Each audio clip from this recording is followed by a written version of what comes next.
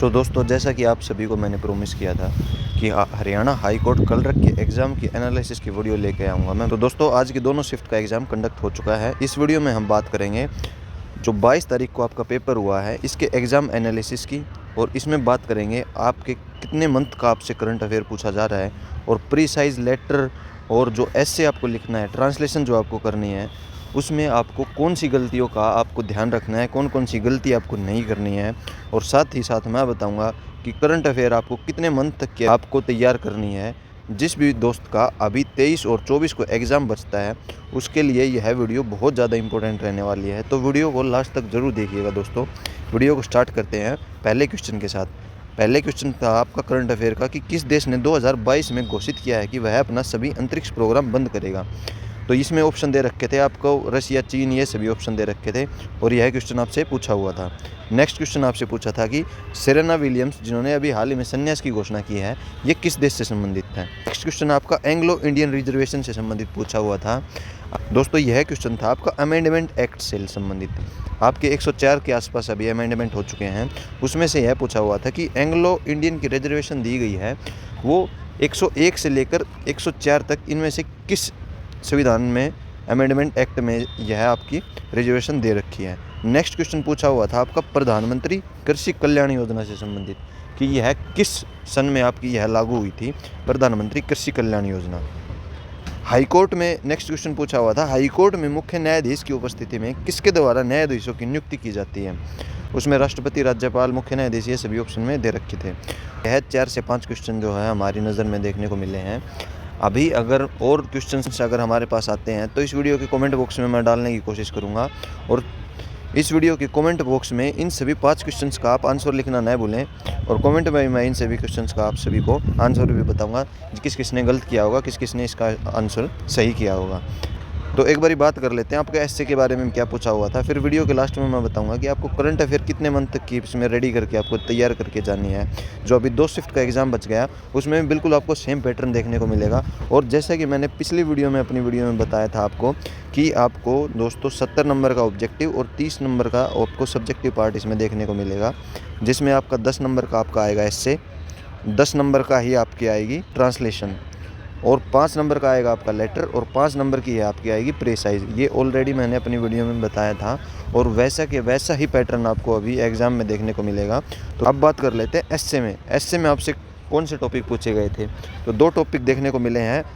वैसे तो आपसे 4 या 5 टॉपिक्स में से पूछा गया था, बट हमारी नज़र में यही 2 सामने आए हैं। एक तो पूछा हुआ था नो पेन नो गेन, और एक पूछा हुआ था माई नाइबरहुड के बारे में।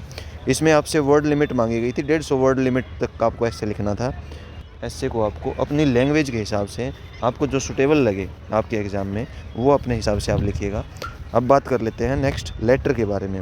लेटर आपको 2 फॉर्मेट में आपको लेटर हमेशा मिलता है। हाई कोर्ट में भी ऐसा ही मिला था, हाई कोर्ट चंडीगढ़ के एग्ज़ाम में भी ऐसा ही मिला था, और हरियाणा क्लर्क वाले एग्ज़ाम में भी ऐसा ही मिला है कि एक फॉर्मेट में तो आपको दिया जाएगा कि आप अपने मतलब किसी पेरेंट्स, फ्रेंड या रिलेटिव को कोई लेटर लिखिए किसी भी टॉपिक से संबंधित, और दूसरा लेटर आपको दिया जाएगा कि आपको कंप्लेंट, किसी अथॉरिटी के खिलाफ कंप्लेंट करने के लिए आपको लेटर लिखना है।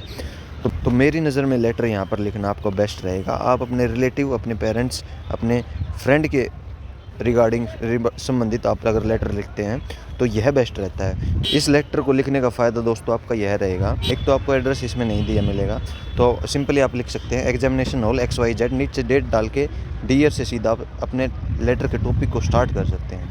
और अपने बिलोंगिंग्स को लिखने के लिए, अपने पेरेंट्स को लेटर लिखने के लिए शुरू की 2-3 लाइन ऐसे अच्छे से याद कर लीजिएगा। जैसे कि स्टार्टिंग आप ऐसे कर सकते हैं, I am in the best of my health, I hope that all are good at home. इस टाइप की कुछ ऐसी लाइन होती हैं दोस्तों जो आप इन लेटर्स में यूज़ कर सकते हैं। जो रिलेटिव आप पेरेंट्स के साथ में, फ्रेंड के साथ में जो लिख रहे हैं, इन लाइंस को आप इस लेटर में लिख सकते हैं। और लास्ट में आप लिख सकते हैं, टॉपिक लिखने के बाद में लास्ट में आप लिख सकते हैं, give my regard to father, to brother, to sister, to mother. इस टाइप की लाइन लिख सकते हैं। यूअर्स लविंग के साथ आप लेटर को ख़त्म कर सकते हैं। और आप अपने रिलेटिव को जब लेटर लिख रहे हैं तो उसमें इनफॉर्मल होता है, तो इनफॉर्मल में अगर आपकी इंग्लिश भी अगर कुछ मिस्टेक्स हो जाती हैं तो इनफॉर्मल लेटर में ये चीज़ें मैटर नहीं करती, आपको नंबर मिलेगा। और अगर फॉर्मल, अगर आप किसी अथॉरिटी को कंप्लेंट से रिगार्डिंग लेटर लिख रहे हैं तो उसमें ग्रामर का मेन रोल देखा जाता है।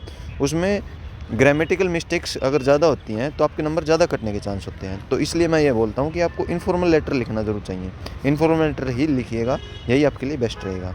प्रीसाइज़ आपके डोवरी सिस्टम से संबंधित पूछा हुआ था। जो अब पिता था वो अपनी बेटी को जो है अपने जायदाद का कुछ हिस्सा देता था, मतलब वो पहले अच्छा होता था, बट आज के दिन डोवरी सारी मौतें महिलाओं की डोवरी की वजह से देखने को मिलती हैं। डोवरी को हम ख़त्म कर सकते हैं महिलाओं को एजुकेट करने से संबंधित। एजुकेट करने से हम डोवरी सिस्टम को ख़त्म कर सकते हैं। तो प्रीसाइज़ का एक बार मैं आपको फॉर्मेट बता देता हूँ। प्रीसाइज़ देखिए यहाँ पर आसान पूछा हुआ था, प्रीसाइज़ इतना मुश्किल नहीं था। प्रीसाइज़ में फॉर्मेट में यह था कि जब से हमारा समाज चल रहा है, शादी एक विशेष महत्व रखती है। पुराने समय में जो पिताजी थे, लड़की के पिताजी, वो अपनी ज़मीन जायदाद का कुछ हिस्सा उसको दहेज के रूप में उसको देते थे ताकि उसका पति और वो दोनों गुजर बसर कर सकें। मगर आज के समय में डोवरी सिस्टम ने एक भयानक रूप ले लिया है। अनेक महिलाओं की मौत डोवरी की वजह से, दहेज की वजह से हुई है। डोवरी सिस्टम को ख़त्म करने के लिए हमें महिलाओं को एजुकेशन में आगे लेके आना पड़ेगा ताकि वो सेल्फ इंडिपेंडेंट हो जाएं। इसी आधार पर हम डोवरी सिस्टम को ख़त्म कर सकते हैं। तो सब्जेक्टिव पार्ट में अगर मैं बताऊं, सब्जेक्टिव पार्ट में कोई भी, चारों में से कोई भी ऐसी चीज़ नहीं थी जो आपको नहीं आनी चाहिए थी या जो आपको नहीं आती होगी। सभी चीज़ें ईजी दे रखी थी। मैं ट्रांसलेशन का सोच रहा था कि हो सकता है ट्रांसलेशन हार्ड दी जाएगी, बट यहाँ पे ट्रांसलेशन भी बहुत अच्छी आपसे दी गई थी। इतना ज़्यादा हार्ड नहीं था कि आप ट्रांसलेट ना कर पाएँ, ठीक है। तो ओवरऑल अगर पेपर की बात करें तो करंट अफेयर दोस्तों, जितने भी दोस्तों का एग्ज़ाम बचा हुआ है 23 से 24 तारीख में, उन सभी के लिए यही सजेशन दूंगा, आप जनवरी से लेकर अप्रैल तक का करंट मत कीजिए। बिल्कुल करने की आपको कोई आवश्यकता नहीं है। आपको करंट अफेयर स्टार्ट करना है। जो करंट अफेयर मैं बता रहा हूँ, जो महीना, उस महीने का एक क्वेश्चन भी आपसे नहीं छूटना चाहिए।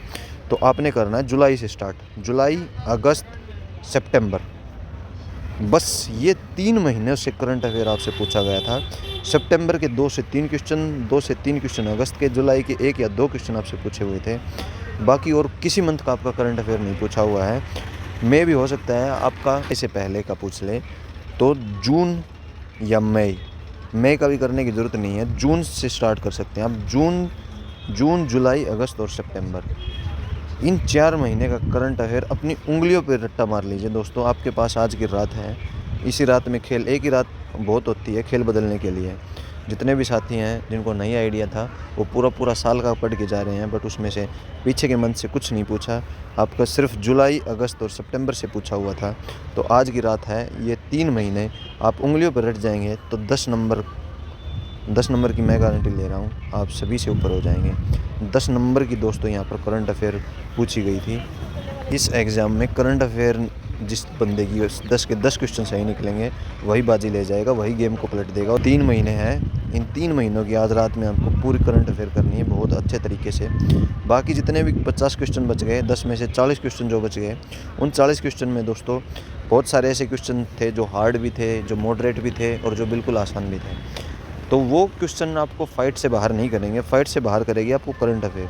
तो अगर आप करंट अफेयर अच्छे से करके जाएंगे तो डेफिनेटली श्योर है कि आप सिलेक्शन की तरफ बढ़ते जा रहे हैं। अगर और कोई डाउट, क्यूरी आपकी बचती है तो दोस्तों वीडियो के कमेंट बॉक्स में कमेंट कर सकते हैं। हम कोशिश करेंगे आपके सभी डाउट्स क्लियर करने की। और वीडियो को जाते जाते लाइक ज़रूर कीजिएगा। ऐसे ही लेटेस्ट अपडेट्स के लिए चैनल को सब्सक्राइब करना ना भूलें। थैंक यू सो मच दोस्तों, मिलते हैं किसी नेक्स्ट वीडियो में किसी नेक्स्ट अपडेट के साथ।